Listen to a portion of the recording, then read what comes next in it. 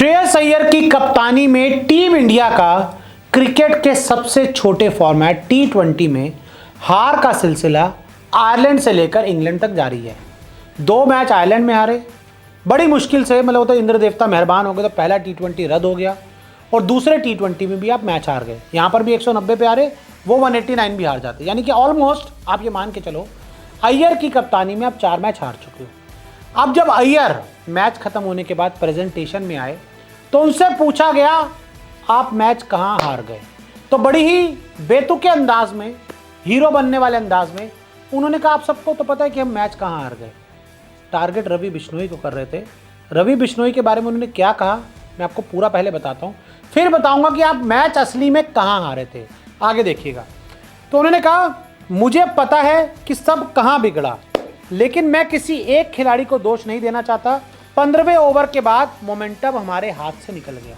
यानी कि एक तरफ तो आप कह रहे हो कि हमें पता है कि हम मैच कहां हारे, लेकिन फिर बोल रहे हो मैं किसी खिलाड़ी को दोष नहीं देना चाहूँगा। फिर बोल रहे हो कि 15वें ओवर के बाद मैच हमारे हाथ से फिसल गया, यानी कि क्लियर बोल रहे हो ना कि रवि बिश्नोई के उस ओवर ने हरा दिया। उन्होंने कहा कि मुझे लगता था कि वो एक नो बॉल डालेगा और इससे मजबूत होकर वापस आएगा, कि पहली नो बॉल डालेगा लेकिन दोबारा मजबूत होकर वापस आएगा।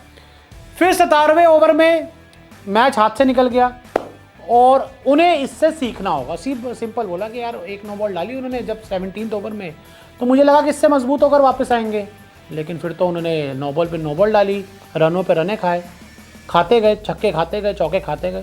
फिर उन्होंने कहा इसके बाद उनको अब सीखना होगा। वो तो सीख लेंगे, आप कब सीखोगे? आप कप्तानी करना कब सीखोगे? आप बढ़िया फैसले लेना कब सीखोगे? आप अच्छी टीम मैदान पर उतारना कब सीखोगे?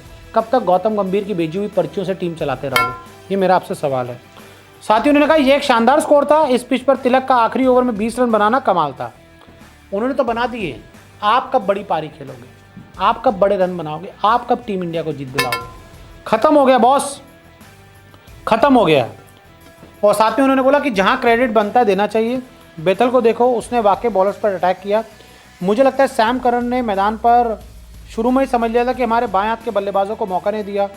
हमारे बल्लेबाज लेग साइड पर मजबूत है, पर उसने उन्हें वहाँ खेलने ही नहीं दिया। तो भाई उसके पास रणनीति थी, आपके पास रणनीति नहीं थी।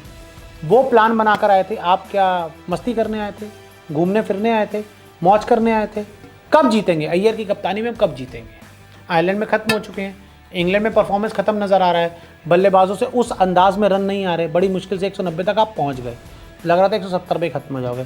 तो मिडल ऑर्डर ओवर्स में आपके पास वही घिसे पिटे प्लेयर्स हैं, कोई दमखम नहीं है, कोई हार्ड हिटर प्लेयर आपके पास नहीं है, कोई वो आग टीम में नज़र नहीं आ रही। सब कुछ तो कोच बैठ के चलाया जा रहा है। कोच को इतना बड़ा बना दिया कि coach coach coach coach coach. अबे भाई कप्तान हो, कप्तान की तरह नज़र आओ। इससे पहले रोहित शर्मा को देखो, विराट कोहली को देखो, धोनी को देखो, कप्तान नज़र आते थे। आप लोग कोई कप्तान नहीं नजर आता, सब तो अपनी नौकरी बचा रहे हो कि कब गौतम गंभीर हटवा दें, अगर कर हटवा दें, कुछ समझ ही नहीं आ रहा। इंडियन क्रिकेट बहुत ख़राब दौर से गुजर रहा है। आप ऑलमोस्ट लगातार 4 मैच हार चुके हो और उसके बाद आकर सिर्फ बिश्नोई पर आप बहाना मार रहे हो। मिडिल ओवर में आप रन कब बनाओगे? अच्छी टीम मैदान पर कब उतारोगे? 2 तेज़ गेंदबाज लेकर आप इंग्लैंड में जीतोगे? ये कोई लॉजिक समझ आता है? मुझे तो नहीं आता। अय्यर को आता होगा, गंभीर को आता होगा। तो क्या कहेंगे इस अय्यर की प्रेस कॉन्फ्रेंस प्रेजेंटेशन के बारे में? हमें कमेंट करके ज़रूर बताएं।